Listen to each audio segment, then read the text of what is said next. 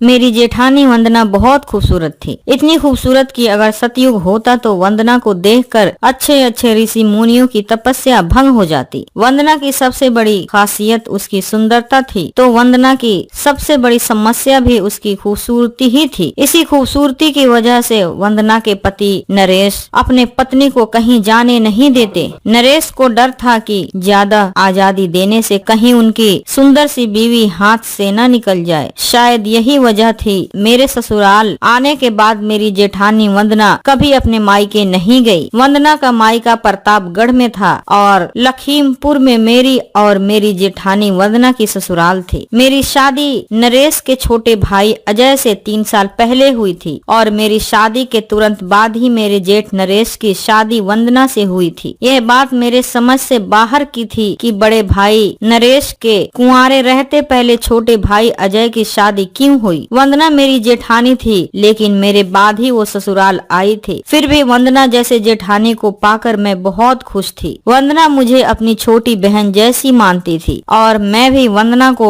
अपनी बड़ी बहन समझने लगी थी। वंदना की नरेश से शादी को 3 साल हो चुके थे, लेकिन वंदना के कोई बच्चा नहीं हुआ था और मुझे लगता था कि दोनों पति पत्नी को बच्चे की कोई जरूरत भी नहीं थी, क्योंकि वंदना कभी भी इस बारे में मुझसे कोई बात नहीं करती थी। एक दिन मैंने वंदना को अपनी प्रेगनेंसी की खुशखबरी दी तो वो खुशी के मारे उछल पड़ी और बोली, प्रिया, तुम्हारी प्रेगनेंसी से मेरी बहुत बड़ी टेंशन दूर हो गई। अब तुम घर में ज्यादा काम बिल्कुल नहीं करोगी। सुनिधि मेरी एकलौती नंद थी और दोनों भाई उससे बहुत प्यार करते थे। वो 25 साल की हो चुकी थी। सुनिधि के फाइनल एग्जाम होने के बाद नरेश भैया ने उसे अपनी कंपनी में ही जॉब पर लगवा दिया। वो सुबह नरेश भैया के साथ ऑफिस जाती और शाम को उन्हीं के साथ घर आती। वंदना के मायके में उसके छोटे भाई विनोद के अलावा दूसरा कोई न था। विनोद पढ़ा लिखा था, इसलिए नरेश भैया ने विनोद को भी अपने कंपनी में जॉब दे दी थी। जल्द ही विनोद और सुनिधि के बीच इश्क की खिचड़ी पकने लगी थी, लेकिन इस बात से नरेश भैया बिल्कुल खुश नहीं थे। उन्होंने अपनी खूबसूरत बीवी वंदना के कहने पर अपने साले विनोद को अपनी कंपनी में रख तो लिया था, लेकिन सुनिधि के लिए विनोद उन्हें बिल्कुल पसंद नहीं था। नरेश भैया वंदना के छोटे भाई विनोद की जगह मेरे छोटे भाई रवि से सुनिधि की शादी करवाना चाहते थे और यह बात उन्होंने कई बार घर में कही भी थी। इसी बात को लेकर सुनिधि मुझसे चिढ़ती थी। उसे लगता था कि मैं अपने छोटे भाई की शादी उससे करवाने के लिए षड्यंत्र कर रही थी, लेकिन ऐसा बिल्कुल नहीं था। सुनिधि मेरी नंद जरूर थी, लेकिन उससे मेरे रिश्ते अच्छे नहीं थे। सुनिधि के जॉब पर लग जाने से मुझे बेहद राहत मिली, क्योंकि अब वो पूरे दिन जॉब पर रहती, लेकिन संडे के दिन सुनिधि की छुट्टी होती तो वो पूरे दिन अपने कमरे से बाहर नहीं निकलती थी। मैं सोचती थी कि मैं अपने नंद से अच्छे रिश्ते बनाऊं, लेकिन ताली एक हाथ से नहीं बजती। सुनिधि को मुझसे कोई मतलब ही नहीं था। कोई भी बात होती तो वो अपनी बड़ी भाभी वंदना को याद करती और वंदना भी दुम हिलाती हुई सुनिधि के कमरे में चली जाती। सुनिधि के लिए नाश्ता, चाय, खाना तैयार करना और उसके कपड़े धोना, यह सब काम वंदना ही करती थी। एक दिन नरेश भैया और सुनिधि दोनों जल्दी घर आए और अपने अपने कमरे में चले गए। थोड़ी देर बाद मेरी जेठानी मेरे पास आई और बोली, प्रिया, चलो तुम्हारे भैया बुला रहे हैं। वंदना की बात सुनकर मैं थोड़ा घबराई, क्योंकि 3 सालों में कभी भी ऐसा नहीं हुआ था जब मेरे जेठ ने मुझे इस तरह बुलाया हो। मैं अपनी जेठानी के पीछे पीछे उनके कमरे में आ गई। मुझे देखते ही नरेश जी ने मुझसे बैठने को कहा और मैं करीब की कुर्सी पर सिर नीचे किए बैठ गई। पास ही मेरी जेठानी भी बैठ गई तो नरेश जी ने मुझसे कहा, प्रिया, मैं तुम्हारे छोटे भाई रवि से सुनिधि की शादी करवाना चाहता हूँ। क्या तुम इस बारे में अपने घर वालों से बात करोगी? नरेश जी की यह बात सुनकर मुझे हैरानी नहीं हुई, क्योंकि मेरे पति अजय ने मुझसे इस रिश्ते के बारे में पहले ही बात की थी। तब मैंने उन्हें साफ साफ मना कर दिया, लेकिन नरेश जी को मैं इस तरह का कोई जवाब नहीं देना चाहती थी, क्योंकि वो बहुत ही अच्छे आदमी थे और मैं उनकी बहुत इज्जत करती थी।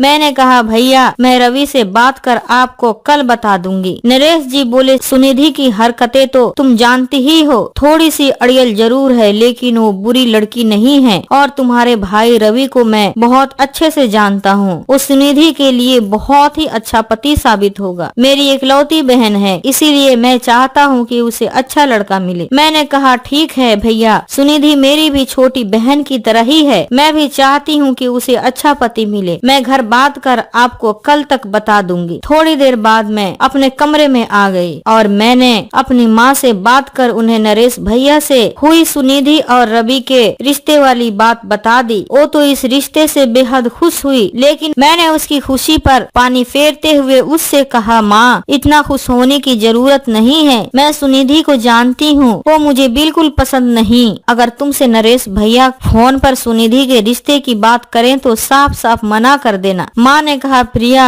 वो अभी तुम्हारी नंद है और नंद भाभी की पटती कहाँ है आजकल। जब वो तुम्हारे भाई की बीवी बन जाएगी तो तुम्हारी उससे खूब जमेगी, तुम इस रिश्ते को मना मत करना। मैंने अपनी माँ को बहुत समझाने की कोशिश की, लेकिन वो तो सुनिधि को अपनी बहू बनाने के ख्वाब बुनने लगी थी। इसीलिए मैंने फोन काट दिया और अपने छोटे भाई रवि को फोन लगा दिया। मैंने रवि से सुनिधि वाली बात बताई और कहा कि रवि, मैं तुम्हारी बड़ी बहन हूँ, तुम्हें गलत रिश्ते में कभी नहीं बंधने दूंगी। मैं नरेश जी से सीधे मना नहीं कर सकती, इसीलिए मैं चाहती हूँ कि कल जब मैं तुम्हारी उनसे बात कराऊं तो तुम साफ कह देना कि तुम किसी और से प्यार करते हो। रवि ने मुस्कुराते हुए कहा, दीदी ठीक है, मैं कह दूंगा कि मैं एक लड़की से प्यार करता हूँ। दीदी जब कल तुम्हारी नरेश भैया से बात होगी तो उनसे मेरी जॉब की बात भी कर लेना। शाम को जब मेरे हस्बैंड घर आए तो मैंने उनसे नरेश भैया वाली बात बताई। वो बोले, इस रिश्ते के लिए तो मैं कब से तुमसे कह रहा हूँ, लेकिन तुम ऐसा चाहती ही नहीं हो। अजय की ये बात सुनकर मुझे गुस्सा आ गया। मैंने कहा, अजय मेरा भाई रवि सीधा साधा लड़का है और तुम्हारी बहन एक नंबर की बिगड़ैल लड़की है। 3 साल मेरी शादी को हुए, लेकिन उस लड़की ने आज तक मुझसे सीधे मुंह बात तक नहीं की, इसीलिए मैं नहीं चाहती कि वो रवि की बीवी बने। अजय ने कहा, प्रिया सुनिधि हम 2 भाइयों में सबसे छोटी है। जब वो छोटी सी थी तभी हमारे माँ बाप इस दुनिया से चले गए। बड़े भैया नरेश ने उसे अपनी बेटी की तरह पाला है, इसीलिए वो चाहते हैं सुनिधि की शादी अच्छे घर में हो। वैसे सुनिधि के लिए रिश्तों की कोई कमी नहीं है, लेकिन वो सुनिधि के लिए केवल रवि को ही पसंद करते हैं। फिर भी अगर तुम ये रिश्ता नहीं चाहती हो तो ठीक है, मैं भैया से कह दूंगा कि वो सुनिधि के लिए कहीं और रिश्ता ढूंढ लें। अजय की बात का कोई जवाब मेरे पास नहीं था। अगले दिन सुबह उठी तो देखा कि हमेशा की तरह मेरी जेठानी वंदना किचन में थी। मैंने कहा, भाभी आप जब सुबह उठती हो तो मुझे भी जगा दिया करो, किचन संभालना अकेली आपकी जिम्मेदारी थोड़ी ही है। वंदना ने कहा, तुम प्रेग्नेंट हो प्रिया, इसीलिए तुम्हें सुबह सुबह उठकर किचन संभालने की कोई जरूरत नहीं है। मैंने कहा, सुनिधि तुम्हारे भाई विनोद से प्यार करती है और भैया मेरे छोटे भाई रवि से उसकी शादी करवाना चाहते हैं। यह बात आपको बुरी नहीं लगी? वंदना ने कहा, इसमें बुरी लगने वाली कौन सी बात है, उनकी मर्जी के साथ खड़े रहना मेरा फर्ज है। मैंने कहा, अच्छा ये बताओ कि इतनी सुबह तुम क्या बना रही हो? वंदना ने कहा, सुनिधि के लिए कॉफी बना रही हूँ। मैंने कहा, छुट्टी के दिन तो सुनिधि दोपहर तक सोई रहती है, आज इतनी जल्दी कैसे उठ गई? वंदना ने कॉफी को बड़े से कप में पलटा और मुस्कुराती हुई बोली, प्रिया एक काम करो, यह कॉफी लो और आज तुम ही उसके कमरे में जाओ और उसी से पूछ लेना कि वो आज इतनी जल्दी कैसे उठ गई। मैंने वंदना के हाथों से कॉफी का कप लिया और सुनिधि के कमरे की ओर बढ़ गई। सुनिधि कैसी भी थी, लेकिन आखिर थी तो वो मेरी नंद ही ना। रवि से ना सही उसकी कहीं भी शादी तो होगी ही ना, और फिर वो हमेशा के लिए विदा हो जाएगी। मनमुटाव से कुछ हासिल नहीं होता, आदमी बाद में पछताता ही है। इसीलिए मैं बेझिझक सुनिधि के कमरे के अंदर दाखिल हो गई और सुनिधि को बेड पर लेटी हुई देख मैंने कॉफी का कप टेबल पर रखा और उसके करीब जाकर बोली, सुनिधि तुम्हारी कॉफी लेकर आई हूँ, उठकर पी लो वरना ठंडी हो जाएगी। सुनिधि ने मेरी आवाज सुनी तो वो हैरान होकर उठी, क्योंकि 3 सालों में ऐसा पहली बार हुआ था कि मैं उसके कमरे में उसके लिए कुछ लेकर पहुंची थी। सुनिधि उठकर बैठी तो मैंने टेबल से कॉफी का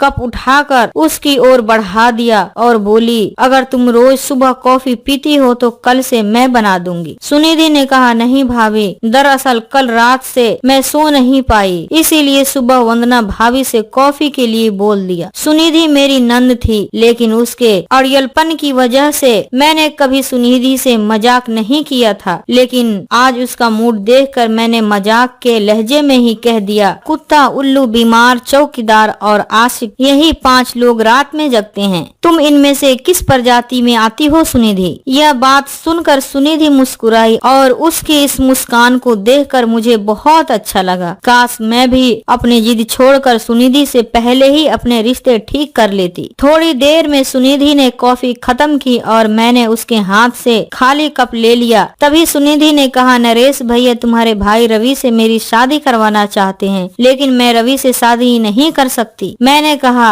इसमें मेरा कोई हाथ नहीं है। कल नरेश भैया ने ही मुझे बुलाकर यह बात कही थी, तो मैंने रवि से बात की। रवि भी किसी और से प्यार करता है, इसीलिए तुम टेंशन मत लो, यह शादी नहीं होगी। कॉफी का खाली कप हाथों में लिए मैं सुनिधि के कमरे से लौट आई। अगले दिन भी नरेश भैया जल्दी घर आए और उन्होंने फिर से मुझे बुलाकर पूछा, प्रिया क्या तुमने अपने घर बात की? मैंने कहा, हाँ, मैंने कल ही अपनी माँ और रवि से सुनिधि के बारे में बात की, लेकिन इतना कहकर मैं खामोश हुई तो नरेश जी ने कहा, लेकिन क्या तुम्हारी माँ इस रिश्ते को लेकर राजी नहीं है? मैंने कहा, उसके राजी होने या ना होने का सवाल नहीं है भैया, बात यह है कि रवि किसी और लड़की से प्यार करता है। मेरी यह बात सुनकर नरेश भैया ने गहरी सांस ली और कहा, तुम अपने फोन से अभी रवि को कॉल लगाओ और फोन स्पीकर पर रख कर बात करो। मैंने ना चाहते हुए भी रवि को फोन लगा दिया। फोन स्पीकर पर था। उधर से रवि की आवाज आई। वो बोला, प्रिया दीदी कैसी हो? मैंने कहा, तुम कल कह रहे थे ना कि तुम किसी और लड़की से प्यार करते हो, क्या तुम मुझे बताओगे कि वो लड़की कौन है? रवि ने कहा,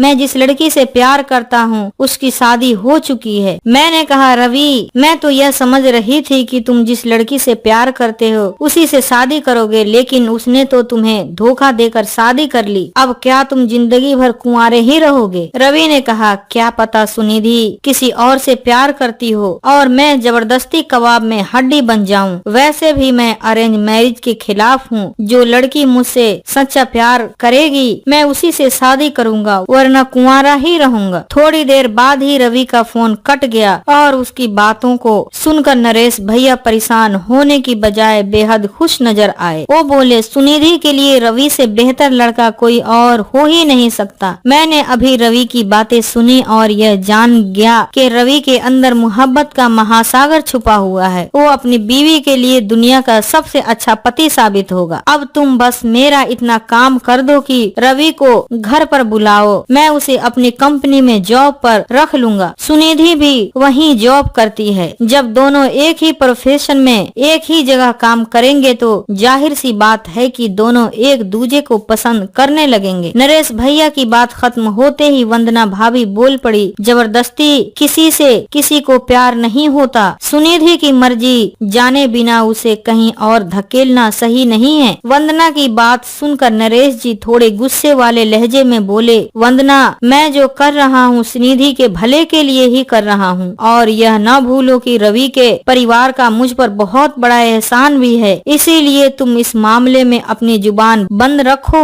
तो ही अच्छा है। मेरे जेठ ने मेरे सामने ही वंदना की फटकार लगा दी थी, लेकिन नरेश की बातों से वंदना को कोई फर्क नहीं पड़ता था। वो तो खुद में मस्त रहने वाली औरत थी। मैं अपनी जेठानी के कमरे से लौटकर अपने रूम में आ गई और सोचने लगी, 5 साल पहले नरेश जी एक कंस्ट्रक्शन कंपनी में मैनेजर थे। नई बन रही बिल्डिंग गिर गई और उस बिल्डिंग के नीचे दबकर 6 लोगों की जान चली गई थी। इल्जाम नरेश जी पर आ गया। मेरे पापा दीनानाथ तब हाई कोर्ट में वकील थे। उन्होंने नरेश जी का केस लड़ा, जिससे नरेश जी जेल से तो बच ही गए, साथ ही उनका लाइसेंस कैंसिल होने से भी बच गया। इस वजह से नरेश जी खुद को मेरे पिता का एहसानमंद समझते थे और इसी एहसान की वजह से ही नरेश जी ने अपने छोटे भाई अजय की शादी मुझसे करवा दी थी। बिल्डिंग हादसे के 1 साल बाद ही दोनों भाइयों की शादी हो गई, लेकिन उस हादसे के बाद से नरेश के कई दुश्मन बन गए थे। शादी के बाद नरेश जी पर 3 बार जानलेवा हमला हो चुका था, लेकिन संयोग से वो तीनों बार बच गए थे। मेरे छोटे भाई रवि ने इंजीनियरिंग की थी और पिछले 1 साल से बेरोजगार था। नरेश जी की कंपनी में इंजीनियर इंजीनियर्स की जरूरत थी। रवि ने कई बार मुझसे अपनी जॉब के लिए नरेश जी से बात करने के लिए कहा, लेकिन इस बारे में नरेश जी से बात करने की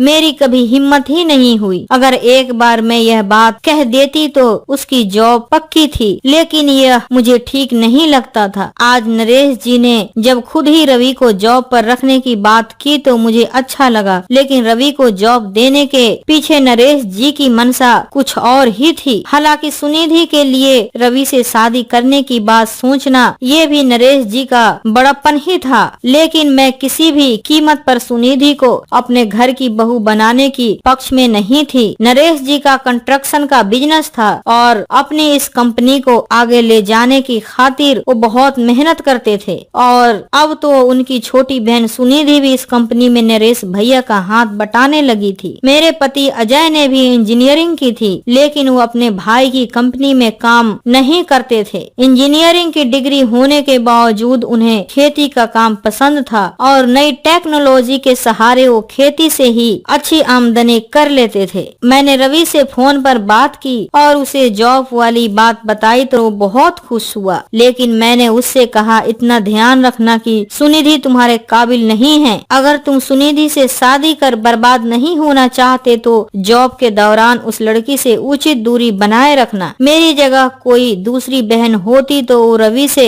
ऐसा बिल्कुल नहीं कहती, क्योंकि सुनिधि अमीर घर की इकलौती लड़की थी। उसे शादी करने वाले की लॉटरी लग जाती, लेकिन मैं लालची नहीं थी। मुझे अपने भाई के भविष्य की चिंता थी। हालांकि रवि से शादी के लिए तो सुनिधि भी तैयार नहीं थी। अगले कुछ दिनों में रवि जॉब पर जाने लगा। उसके जॉब पर जाने से मेरे घर वाले बेहद खुश थे और उन्हें खुश जानकर मैं भी खुश थी। रवि का घर में आना जाना शुरू हुआ और मैंने महसूस किया कि मेरे छोटे भाई रवि और मेरी जेठानी वंदना के बीच मोहब्बत की खिचड़ी पक रही थी। मैंने कई बार रवि को वंदना के बेडरूम से निकलते देखा था। यह बात मुझे अच्छी नहीं लगी तो मैंने रवि को घर आने से मना कर दिया। धीरे धीरे 6 महीने बीत गए और मेरी प्रेगनेंसी का वक्त भी करीब आ गया। अजय ने मुझे लखीमपुर के एक प्राइवेट हॉस्पिटल में एडमिट करवा दिया और मेरी जेठानी वंदना हॉस्पिटल में मेरे साथ रहकर मेरी सेवा में लग गई। रात के वक्त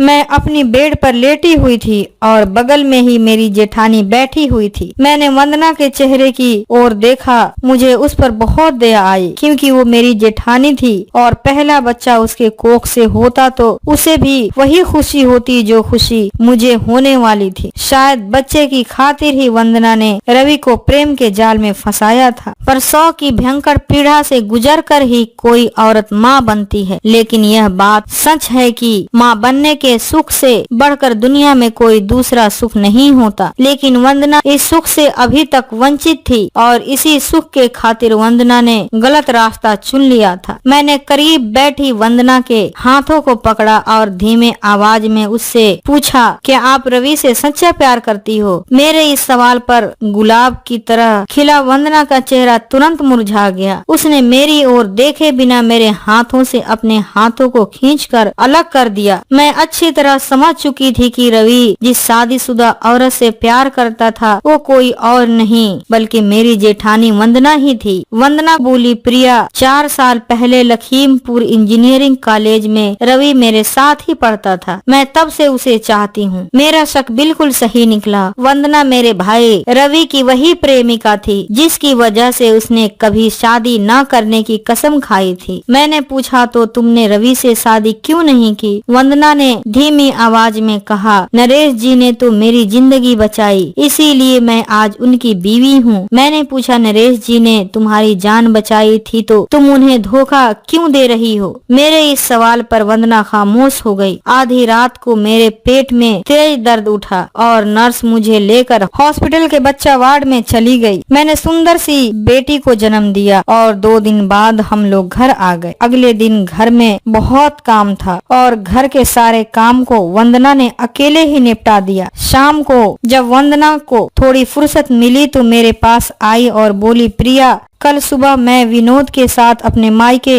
प्रतापगढ़ जा रही हूँ। वंदना की यह बात सुनकर मैं काफी हैरान हुई, क्योंकि मेरी शादी को 3 साल होने को थे। इस बीच मैंने वंदना को कभी अपने मायके जाते नहीं देखा था। मैंने पूछा, भाभी सब ठीक तो है ना? वंदना ने कहा, दरअसल मायके में मेरा कोई नहीं है, लेकिन मेरे नाम 10 बीघा जमीन है जिसे मैं बेचने जा रही हूँ। खरीदार तैयार है, रजिस्ट्री वगैरह में 1 सप्ताह लग जाएगा। मैंने कहा, लेकिन आप वहाँ 1 सप्ताह कहाँ रहोगी? वंदना ने मुस्कुराते हुए जवाब दिया, वहाँ मेरा पुश्तैनी घर है, मैं अपने घर में ही जाकर रहूंगी। अगली सुबह मैं उठी तो पता चला कि वंदना अपने छोटे भाई विनोद के साथ प्रतापगढ़ के लिए निकल चुकी थी। रात को नरेश भैया जल्दी आ गए, लेकिन सुनिधि उनके साथ नहीं आई। तो मैंने उनसे पूछ लिया, भैया सुनिधि आपके साथ नहीं आई? भैया ने कहा, वो ऑफिस के बाद अपनी किसी सहेली की पार्टी में जाने वाली थी। उसने कहा था कि भैया आप निकल जाना, मैं रात को कैब से घर आ जाऊंगी। मैं सबको खाना खिलाने के बाद रात 11 बजे तक सुनिधि का इंतजार करती रही। नरेश भैया ने कहा कि तुम जाकर सो जाओ, सुनिधि पार्टी में खा पी कर ही आएगी, मैं जगा हुआ हूँ, वो आएगी तो दरवाजा खोल दूंगा। उस रात सुनिधि नहीं आई और अगले दिन से उसकी तलाश शुरू हो गई। शाम तक जब सुनिधि का कोई पता नहीं चला तो भैया बेहद घबरा गए और उन्होंने पुलिस में सुनिधि के गुमशुदा होने की रिपोर्ट दर्ज करवा दी। भैया की परेशानी और बढ़ गई जब सुनिधि के साथ वंदना और उसके भाई विनोद का भी फोन स्विच ऑफ जाने लगा। भैया रात को ही प्रतापगढ़ के लिए निकल गए और अगले दिन शाम को जब वापस आए तो उन्होंने बताया कि वंदना अपनी प्रॉपर्टी बेचकर कल ही प्रतापगढ़ से गायब हो चुकी है। सुनिधि और वंदना एक ही दिन गायब हुई थी। 2 दिन बीतने के बाद जब वंदना का भी कोई पता नहीं चला तो भैया ने वंदना के गुमशुदा होने की रिपोर्ट भी दर्ज करवा दी। यह सभी के समझ के बाहर की बात थी कि आखिर दोनों कहाँ गायब हो गए। वंदना को रुपयों की जरूरत थी तो उसे अपना प्रॉपर्टी बेचने की क्या जरूरत थी, और आनन फानन में अपनी प्रॉपर्टी बेचकर वो कहाँ चली गई? कहीं ऐसा तो नहीं कि उसके रुपये हड़पने के लिए किसी ने उसका मर्डर कर दिया हो। पुलिस इस एंगल से भी जांच कर रही थी, लेकिन ऐसा कोई सुराग नहीं मिला। सुनिधि विनोद से प्यार करती थी, लेकिन नरेश भैया विनोद को पसंद नहीं करते थे। इतनी सी बात के लिए उसे घर से भागने की क्या जरूरत थी? धीरे धीरे 6 महीने गुजर गए। सुनिधि और वंदना के एक साथ गायब होने के गम में नरेश भैया की तबीयत खराब हो चुकी थी। अब वो बीमार रहने लगे थे। मेरे पति अजय भी बेहद दुखी थे, लेकिन उन्होंने हालात को बिगड़ने नहीं दिया और नरेश भैया के कारोबार को संभाल लिया। वंदना और सुनिधि के गायब होने के 1 साल बाद नरेश भैया की हालत ऐसी हो गई कि उन्हें लखीमपुर मेडिकल हॉस्पिटल में एडमिट करवाना पड़ा और एक सुबह वो हमेशा के लिए खामोश हो गए। दोपहर तक नरेश भैया की बॉडी घर आ गई। जब उन्हें नहलाकर शमशान ले जाने की तैयारी हो रही थी, तभी एक बड़ी सी गाड़ी मेरे घर के सामने रुकी। उसमें से वंदना बाहर निकली और नरेश भैया की बॉडी के सामने पहुंचकर जोर जोर से हंसने लगी। यह मंजर देखकर मेरे साथ वहाँ खड़े बाकी लोग भी हैरान थे। थोड़ी देर में मेरे पति अजय बाकी लोगों के साथ नरेश भैया की बॉडी को उठाकर शमशान की ओर बढ़ गए। घर से नरेश भैया की लाश को उठते ही मैं सीधे वंदना के करीब गई और मैंने सबके सामने एक जोरदार तमाचा उसके गालों पर जड़ दिया। मेरे घर के आंगन में ज्यादातर औरतें ही थी, क्योंकि मर्द शमशान की ओर निकल चुके थे। मेरे थप्पड़ की गूंज इतनी तेज थी कि वहाँ खड़ी औरतें यह नजारा देखने लगी। मुझे लगा कि मेरे हाथ से थप्पड़ खाने के बाद वंदना चली जाएगी, लेकिन वो घर पर ही रुक गई। रात हो चुकी थी, ज्यादातर लोग अपने अपने घर जा चुके थे। वंदना मेरे कमरे में जाकर लेटी हुई थी। थोड़ी फुर्सत मिली तो मैंने वंदना से पूछा, भाभी तुम्हें इस तरह गायब होने की क्या जरूरत थी? तुम्हारे गम में ही नरेश भैया की मौत हुई है। वंदना ने कहा, मैंने जो किया अच्छा किया। अपनों के गम में नरेश तड़प तड़प कर मरे, मैं यही तो चाहती थी। वंदना की यह बात सुनकर मेरे पैरों तले जमीन खिसक गई। मैं बोली, जो आदमी तुमसे इतना इतना प्यार करता था, उस आदमी के बारे में इतनी घिनौनी बात बोलते हुए तुम्हें शर्म नहीं आई? तुम्ही ने हॉस्पिटल में मुझसे कहा था कि नरेश ने तुम्हारी जान बचाई थी और तुमने उसी की जान ले ली। वंदना ने कहा, आज से 5 साल पहले प्रतापगढ़ में नरेश एक बिल्डिंग बना रहा था और नरेश के लालच की वजह से वो बिल्डिंग गिर गई। बिल्डिंग के बगल में ही मेरा घर था जिसमें मेरे माँ बाप भाई बहन सब थे और रातों रात बिल्डिंग के मलबे के नीचे दबकर मेरी पूरी फैमिली एक पल में खत्म हो गई। 8 लोगों के परिवार में 6 लोगों की मौके पर ही मौत हो गई थी। मैं और मेरा छोटा भाई विनोद ही बचे थे और हम दोनों भाई बहन महीनों तक हॉस्पिटल के आईसीयू में एडमिट रहे। तुम्हारे पापा गोपाल दास उस वक्त हाई कोर्ट में वकील थे और रुपयों की लालच में उन्होंने नरेश का केस अपने हाथों में ले लिया और केवल 6 महीने में ही नरेश कोर्ट से बरी हो गया। नरेश ने मेरे और मेरे भाई विनोद के इलाज का खर्च उठाया और मेरे परिवार की मौत के बदले उसने प्रतापगढ़ में 10 बीघा जमीन मेरे नाम रजिस्ट्री कर दी। नरेश को लगा कि इससे मेरे अंदर धधक रही प्रतिशोध की ज्वाला शांत हो जाएगी, लेकिन मैंने भी ठान लिया था कि मैं नरेश और तुम्हारे बाप गोपाल दास से अपने परिवार का बदला लेकर रहूंगी। इसी बीच हार्ट अटैक से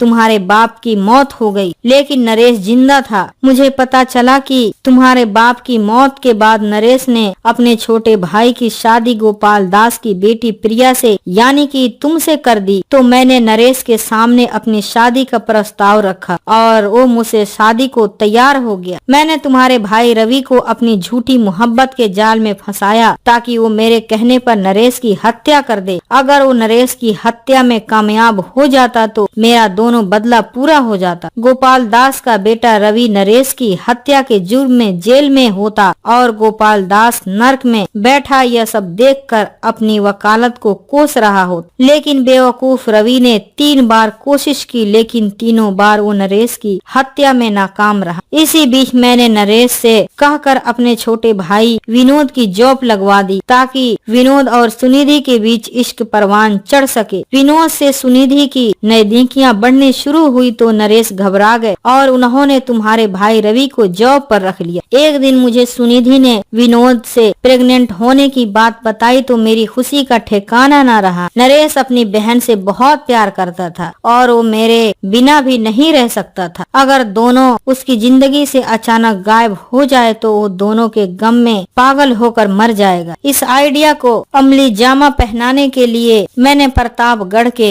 एक जमींदार से फोन पर बात की। वो मेरी जमीन खरीदने को तैयार था। मैं प्रतापगढ़ गई और मुआवजे में मिली 10 बीघा जमीन को मैंने बेच दिया और सारा रुपया लेकर मैं लखनऊ के लिए निकल गई। मैंने सुनिधि को भी घर से भागने के लिए उकसाया और वो मेरी बात मानकर उसी रात लखनऊ चली आई। 10 बीघा जमीन के रुपयों से मैंने लखनऊ के आलमबाग में घर खरीदा और तब से सुनिधि विनोद के साथ लखनऊ में ही रहती है। तुम चाहो तो यह सारी बातें सुनिधि और अजय से बता सकती हो, लेकिन याद रखना कि मैंने कोई गुनाह नहीं किया, बल्कि जो किया उस पर मुझे गर्व है। घर के बाहर से मैंने अजय की आवाज सुनी तो बाहर निकल गई और जब वापस कमरे में आई तो वंदना वहाँ से जा चुकी थी।